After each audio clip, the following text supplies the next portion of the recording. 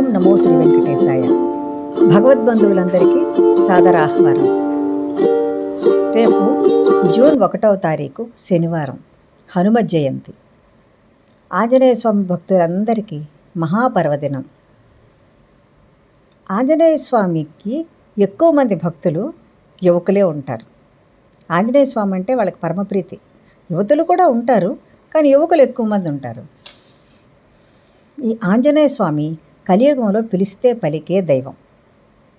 అతనిని ఆశ్రయించిన వాళ్ళందరినీ కంటికి రెప్పలా చూసుకుంటాడు. వాళ్ళ చుట్టూ ఉంటాడు ఆయన. రామనామం ఎక్కడ వినిపిస్తే అక్కడ ఆంజనేయ స్వామి తప్పకుండా ఉంటాడు. రామ భజనలు, రామ ధ్యానాలు ఎక్కడుంటే అక్కడ ఆయన ఉండనే ఉంటాడు. చిన్న రామ మందిరాల్లో కానీ, పెద్ద పెద్ద దేవాలయాల్లో కానీ ఎక్కడ ఉన్నా కూడా అక్కడ ఆంజనేయ స్వామి వెళుతూనే ఉంటాడు. అంతటి రామభక్తి. ఈ ఆంజనేయ స్వామిది దాసభక్తి. శ్రీ రామపాద సేవా దురంధరాయ నమః అంటే పరమానందపడతాడు ఆయన. జై హనుమాన్, జై మారుతి అంటే ఆయన పెద్దగా పట్టించుకోడు.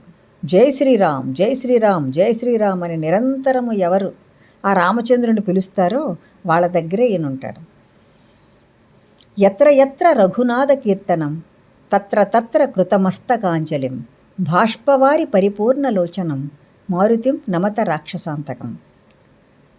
ఎత్ర ఎత్ర రఘునాథ కీర్తనం, ఎక్కడైతే రామచంద్రుని గురించి కీర్తనలు జరుగుతూ ఉంటాయో, అతన్ని కీర్తిస్తూ ఉంటారో, తత్ర తత్ర కృతమస్తకాంజలిం అక్కడక్కడ ఆయన తలదించి చేతులు ఒక చోటకు చేర్చుకొని అంజలి ఘటించి తల ఉంచుకొని రామచంద్రుని గురించి అతను భక్తిపూర్వక నమస్కారం చేస్తూనే ఉంటాడు.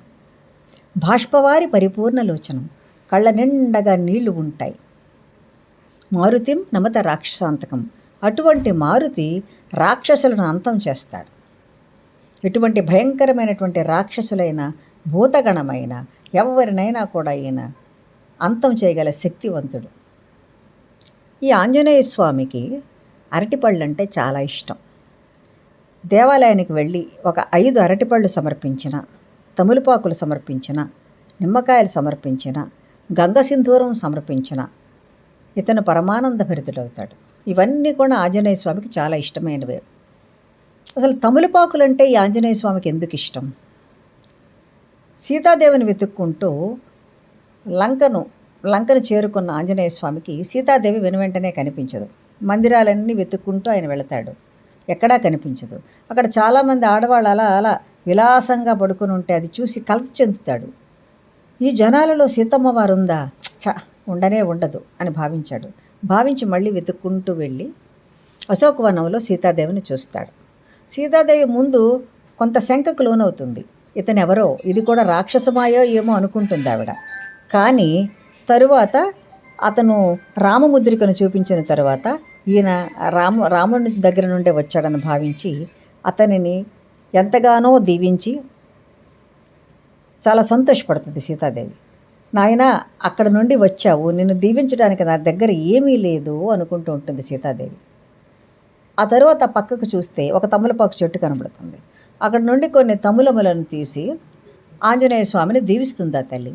అందుకే ఆ తల్లి, అతని తల్లి సీతమ్మ తల్లి దీవించింది కాబట్టి ఆంజనేయ స్వామి పరమానంద భరితుడవుతాడు. అతనికి చాలా ఇష్టమైన ఆకులు అవుతాయి ఈ తమలపాకులు. అందుకే మనం ఆంజనేయ స్వామిని దేవాలయాలలో ఆకు పూజ అని తమలపాకులతో కనుక పూజ చేయిస్తే పరమానంద భరితుడవుతాడు. ఆ పూజ చేసిన వారి కోరికలన్నీ చక్కగా తీరుస్తాడు. కాబట్టి ఆంజనేయ స్వామి దేవాలయాలలో ఆకు పూజ జరుగుతూ ఉంటుంది. అంతేకాక వడలు అంటే ఆయనకి ఇష్టం కాబట్టి వడమాలలు కూడా వేస్తూ ఉంటారు భక్తులు. మంగళవారం వచ్చిందంటే ప్రతి హనుమంతుని ఆలయంలో కూడా ఆకుపూజలు, వడమాలలు జరుగుతూనే ఉంటాయి. అయితే అనేకమైనటువంటి దోషాలు ఎవరికైనా ఉంటే ఆ దోష నివృత్తి కోసం ఆంజనేయ స్వామి ఆలయంలో శనివారం పూట నువ్వుల నూనెతో దీపారాధన చేయాలి. ఒకవేళ పిల్లల గురుండే కదా తల్లిదండ్రులు చేస్తూ ఉంటారు. ఆ పిల్లలకు ఉద్యోగాలు వచ్చినా కూడా సవ్యంగా ఉండక, లేదా చదువు సరిగా అవ్వకపోయినా, ఇటువంటివి ఏవైనా ఇబ్బందులు ఉంటే తల్లులైనా దీపారాధన చేయవచ్చు.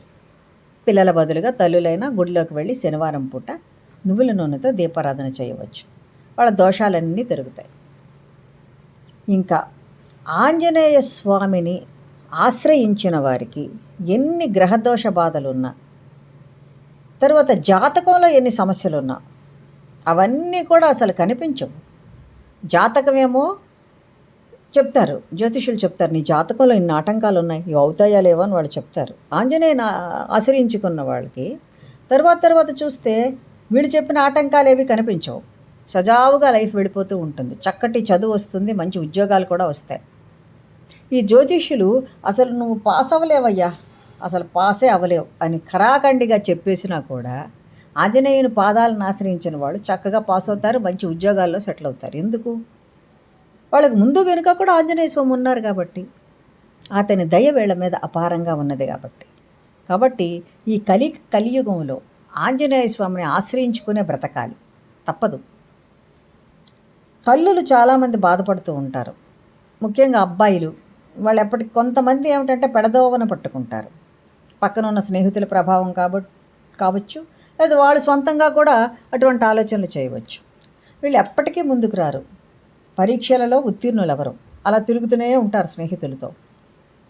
తల్లి చాలా బాధపడుతుంది. ముఖ్యంగా ఆ అబ్బాయి ముందుకు వెళ్ళాలి, ఏదో విధంగా లైఫ్లో సెటిల్ అవ్వాలని ఎవరైనా కోరుకుంటారు.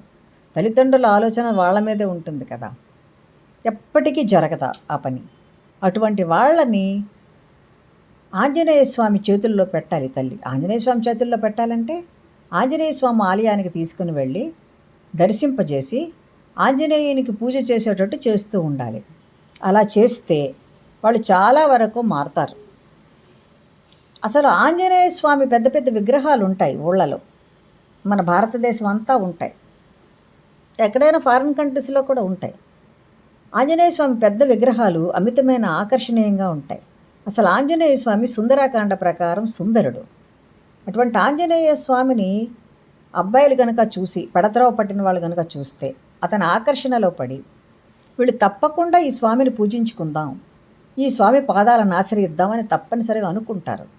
అనుకుని క్రమక్రమంగా ఆంజనేయ స్వామి నామాన్ని తలుచుకోవడం, ఆంజనేయ స్వామి దేవాలయానికి వెళ్ళడం, ఆయన పూజ చేయడం, ఇవన్నీ చేస్తూ ఉంటే వాళ్ళలో మార్పు వస్తూ ఉంటుంది. వాళ్ళు ఆంజనేయ స్వామికి దగ్గర అవుతూనే ఉంటారు. ఇంకా ఆ స్వామి పూజ వాళ్ళు విడిచిపెట్టరు. ఒకవేళ వాళ్ళంతటి వాళ్ళు గుడికి వెళ్లకుండా కొంచెం మొండిగా ఉన్న పిల్లలు ఎవరైనా ఉంటే, తల్లి కానీ తండ్రి కానీ వాళ్ళని కొంచెం అడిగి, వాళ్ళని బెదిరిస్తే లాభమేమీ ఉండదు. కొంచెం వాళ్ళకి నెమ్మదిగా నచ్చచెప్పి ఆంజనేయ స్వామి ఆలయానికి తీసుకుని వెళ్ళి వాళ్ళ చేత ఏదో పూజ చేయించి వాళ్ళని అక్కడ కూర్చోబెట్టి, నువ్వు ఈ దేవుడిని అర్చించుకుంటే బాగుంటావని చెప్పి నచ్చచెప్పి అక్కడే కూర్చోబెట్టి, వీలుంటే హనుమాన్ చాలీసా ఈవిడ చదివి వినిపించి కొన్నాళ్ళ తర్వాత అబ్బాయి చదివేటట్టు చేసి, ఇలాంటి ప్రయత్నాలన్నీ చేస్తూ ఉంటే క్రమంగా ఆ అబ్బాయిలో మొండితనం పోతుంటుంది, పోయి ఆంజనేయ స్వామికి దగ్గర అవుతాడు. అది హనుమత్ మాయ, అంతే. ఆంజనేయ స్వామి కృపాకటాక్షాల వల్ల ఆ అబ్బాయి మారుతూ ఉంటాడు. ఎటువంటి దోషాలనైనా తొలగించగలిగినటువంటి శక్తి ఆంజనేయ స్వామికి ఉంటుంది. కలియుగంలో ఇలా పిలిస్తే అలా ఆంజనేయ స్వామి వస్తాడు. రామచంద్రుని గురించి ఎవరింట్లోనైనా భజన జరిగిందనుకోండి, పూజ జరిగిందనుకోండి, అక్కడ ఆంజనేయ స్వామి వచ్చేస్తాడు. తనని గురుండి అతనికి ఆంజనేయ స్వామికి చింత ఉండదు. రాముడు ఉండాలి అక్కడ రాముడు ఉన్నాడు. అక్కడ చిన్న రామాలయం ఉంది, ఆంజనేయ స్వామి వెళ్తూనే ఉంటాడు. ఎవరింట్లోనో కూర్చుంటారు, రామాయణ పురాణ కాలక్షేపం ఏదో పెట్టుకుంటారు, లేదా రామనామాన్ని చదువుతూ ఉంటారు, అక్కడికి ఆంజనేయ స్వామి ఉంటాడు. ఉండడని ఎవ్వరూ అనుకోవడానికి ఉండదు. ఎక్కడ రామభజనలు జరుగుతూ ఉన్నా మనం ఖచ్చితంగా నమ్మి తీరాలి, ఆంజనేయ స్వామి అక్కడ ఉంటూనే ఉంటాడు.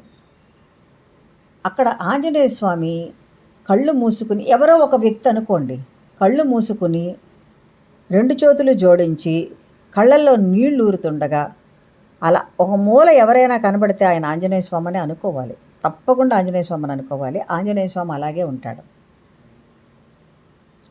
అటువంటి ఆంజనేయ స్వామిని ఆశ్రయించినటువంటి యువకులు ఎవరైనా, అమ్మాయిలైనా అబ్బాయిలైనా, వాళ్ళ జీవితంలో ఎటువంటి కష్టాలనైనా అధిగమించి ముందుకు తప్పకుండా వెళ్తారనడంలో అసలు అతిశయోక్తే లేదు. అంతటి మహామహిమాన్వితుడు ఆంజనేయ స్వామి. కలియుగంలో కలి ప్రభావం, కలిమాయ చాలా ఎక్కువ ఉంటుంది. ఎటువంటి మనుష్యులలోనైనా కలి ప్రభావం వల్ల చెడు ఆలోచనలు వస్తూనే ఉంటాయి. మంచి మార్గంలో వెళుతున్న వాళ్ళైనా ఈ కలి ప్రభావం వల్ల మళ్ళీ చెడు మార్గంలోకి వెళ్ళిపోతుంటారు. కానీ ఆంజనేయ స్వామిని ఆశ్రయించుకున్న వాళ్ళు అలా వెళ్ళలేరు. ఎటువంటి మాయ వాళ్ళని ఏమీ చేయలేదు. వాళ్ళు సన్మార్గంలోనే దూసుకుంటూ ముందుకు వెళతారు. అంతటి మహిమాన్వితమైనటువంటి దైవం ఆంజనేయ స్వామి. ఒకసారి ఆయన పాదాల పట్టి పాదాలను ఆశ్రయించి నమ్ముకున్న వాళ్ళని ఆయన ఎంత బాగా చూసుకుంటాడో చాలామందికి తెలుసు. ఆంజనేయ స్వామి పాదాలను ఆశ్రయించిన వాళ్ళు చాలామంది అబ్బాయిలైతే అసలు ఆంజనేయ స్వామిని ఒక స్నేహితుడు అనుకుంటారు, ఒక చుట్టం అనుకుంటాడు. అమ్మాయిలు కూడా చుట్టమనే అనుకుంటాడు, స్నేహితుడు అనుకుంటాడు. ఆంజనేయ స్వామితో మాట్లాడుతూ ఉంటారు. స్వామి మేము ఇలా చేసాం, స్వామి మేము అలా చేసాం, ఇప్పుడు ఇలా జరిగింది స్వామి అని చక్కగా మాట్లాడుకుంటూనే ఉంటారు చాలామంది. నేను చాలామంది దగ్గర చూశాను. తర్వాత ఆంజనేయ స్వామి కోసం ఏదైనా చేద్దాం అనుకుంటారు వాళ్ళు. ఈరోజు శనివారం లేదా మంగళవారం, అసలు నమ్మరండి మీరు, కొంతమంది మంగళవారం కోసం ఎదురు చూస్తూ ఉంటారు. ఈరోజు మంగళవారం, వాళ్ళు ఎంత హాయిగా ఉంది ఈరోజు. ఆ రోజంతా కూడా ఆంజనేయ స్వామి నామాన్ని జపిస్తూ రామనామాన్ని జపిస్తూ హాయిగా గడుపుతారు, సుఖంగా ఉంటారు వాళ్ళు. అంటే మిగతా రోజుల్లో ఉండరా అని కాదు, ఆంజనేయ స్వామి పాదాలను ఆశ్రయించితే ఎప్పుడైనా సుఖంగానే ఉంటారు, అందులో ఎటువంటి సందేహము లేదు. కలియుగంలో శ్రీమన్నారాయణమూర్తి వెంకటేశ్వరుడు చాలామందిని ఆంజనేయ స్వామి చేతుల్లో పెడతాడు, ఆయనే పెడతాడు. ఎలా పెడతాడన్నది ఎవరికీ తెలియదు, ఆయనే పెడతాడు. ఆయన మార్గాన్ని మళ్ళిస్తాడు. ఆంజనేయ స్వామి అనేటటువంటి ఆకర్షణలో వీళ్ళని పెడతాడు. ఎందుకంటే ఆంజనేయ స్వామి మాత్రమే వీళ్ళని బాగు చేయగలడు. ఆ విషయం స్వామివారికి కూడా తెలుసు.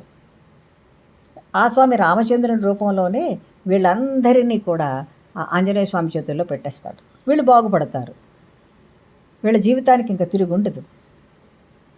అదంతా కూడా స్వామివారు చేస్తారు. కలో వెంకటనాయక కదా, ఇంకా కలియుగం మొత్తం ఆయన చేతుల్లో ఉంటుంది, వెంకటేశ్వరుడి చేతుల్లో. ఆయన దానిని బాగు చెయ్యాలి. కలి ప్రభావం నుండి తప్పించడానికే మరి వెంకటేశ్వరుడు వైకుంఠం నుండి సరాసరి శ్రవణ నక్షత్రంలో వచ్చి 7 కొండలపైన వెలసాడు కదా. అది అతిశయోక్తి కాదు, ఉన్న విషయమే. కలి ప్రభావం నుండి జనాలను పక్కకి తప్పించాలి, లేకపోతే ఎలా ఉంటుంది వాళ్ళ జీవితం? వాళ్ళు అధర్మ మార్గాన్ని వెళ్ళిపోతారు, వ్యాకులత చెందుతారు, ఏమవుతుందో తెలీదు. కలియుగం గడవాలి. అలానే కలియుగంలో జనజీవనం ఉండకుండా ఉండదు కదా, అలా జన్మిస్తూనే ఉంటారు. జనన మరణాలు ఎప్పుడైనా తప్పదు. కలియుగం ఇలాగే ఉంటుందని తెలుసు, కానీ దానికి ఒక సమస్యకు ఒక పరిష్కారం ఉండాలి. కలి మాయ అనేటటువంటి ఒక సమస్య ఉంటుంది. పోనీ కలి ఏమైనా రాక్షసుడా? కాదు కదా, యుగ శాసకుడు. అతని ధర్మాన్ని అతను నిర్వర్తిస్తుంటాడు. కలియుగంలో అలాగే ఉండాలి కాబట్టి ఆ ధర్మాన్ని అతను నిర్వర్తిస్తూ ఉంటాడు. ఆ కలి మాయ నుండి, కలి ప్రభావాన్ని నుండి తప్పించడానికే పరమాత్మ ఆంజనేయ స్వామి చేతుల్లో ఈ జనాలందరినీ పెడుతూ ఉంటాడు. అయితే పరమాత్మ కూడా ధర్మ సంస్థాపనార్థాయ సంభవామి యుగే యుగే, ధర్మాన్ని సంస్థాపించడానికి ప్రతి యుగంలోనూ పుడుతూ ఉంటాడు. కానీ ఈ కలియుగంలో ఆయన అర్చామూర్తిగా వచ్చాడు, సంభవించలేదు. ఒక జననం కాదతంది, అర్చామూర్తిగా వచ్చాడు. వచ్చి జనులందరినీ ఆదరిస్తున్నాడు. ఆదరించే క్రమంలో ఆయన నిజభక్తుడు, ఆయన రామావతారంలో అతని భక్తుడు. ఇతను హనుమంతుడు రామచంద్రుడిని ఎంత ఆదరంగా అభిమానిస్తాడో రాముడికి కూడా ఆంజనేయ స్వామి అంటే అంతే ఇష్టం, అంతే ప్రేమతో ఆంజనేయ స్వామి విషయంలో కూడా రామచంద్రుడు ఉంటాడు. వాళ్ళిద్దరు అనుబంధం అంత గొప్పది. కాబట్టి ఆంజనేయ స్వామిని ఆశ్రయించి ఇక ఏ విధమైన బెంగలు భయాలు పెట్టుకోకుండా కలియుగాన్ని చక్కగా దాటాలి అందరూ కూడాను. తల్లిదండ్రులు కూడా ఒకవేళ పెడదారి పడుతున్న పిల్లలు ఎవరైనా ఉంటే ఆంజనేయ స్వామి చేతుల్లో వీళ్ళని పెట్టండి. భారీ పూజలేమీ చేయక్కర్లేదు. మంగళవార నియమాలు పాటించి కాస్త సాత్విక ఆహారం మంగళవారం పెట్టి ఉతికిన బట్టలు కట్టించి ఆంజనేయ స్వామి దేవాలయానికి పంపించండి, అంతే. ఉపవాసం ఉండగలిగితే ఉంటారు, లేదంటే సాత్విక ఆహారం, ఉల్లి వెల్లుల్లి లేని ఆహారం మాత్రం ఖచ్చితంగా తినాలి. తింటేనే కదా భగవంతుడి భక్తి ఉందని తెలిసేది. భగవంతుడి కోసం చిన్న త్యాగమైనా చేయాలి. వాళ్ళు ఆనందంగా ఉంటారు. ఆ ఆనందాన్ని వాళ్ళకి అందించండి. ఆంజనేయ స్వామిని అర్చించి అందరూ కూడా తమ తమ జీవితాలను బాగు చేసుకోండి. ఈ ఆంజనేయ స్వామి కృప కలగడానికి ఒక చిన్న శ్లోకం నేను చెప్తాను. బుద్ధిర్బలం యశోధైర్యం నిర్భయత్వం అరోగత అజాడ్యం వాక్పటుత్వం చ హనుమత్శరణాద్ భవేత్, హనుమత్శరణాద్ భవేత్. బుద్ధిర్బలం, యశోధైర్యము, నిర్భయత్వము, భయం లేకుండా ఉండడం, అరోగత, రోగము లేకుండా ఉండడం, అజాడ్యం, జడత్వం పోవాలి, వాక్పటుత్వం చ, వాక్పటుత్వం, చక్కగా మాట్లాడగలిగినటువంటి శక్తి, హనుమత్ శరణాద్ భవేత్. వీటన్నిటి కోసం ఆంజనేయ స్వామిని శరణు వేడుకోవాలి. ఇది ఈ చిన్న శ్లోకం తాలూకా తాత్పర్యం. ఈ చిన్న శ్లోకాన్ని నేర్చుకోండి. ఒకవేళ అవకాశం ఉంటే నేను డిస్క్రిప్షన్లో పెడతాను, మీరందరూ నేర్చుకుందరు. చాలామందికి ఇది వచ్చు, చాలామందికి వచ్చినటువంటి అతి చిన్న శ్లోకం ఇది, ఉపయుక్తమైనది. కాబట్టి అందరూ ఆంజనేయ స్వామి పాదాలను, స్వామివారి పాదాలను ఆశ్రయించి మీ జీవితాలను చక్కబరచుకోండి. మరొక్క మంచి వీడియోతో మీ ముందుంటాను. సర్వం శ్రీ వెంకటేశ్వర చరణార్పణమస్తు. స్వస్తి.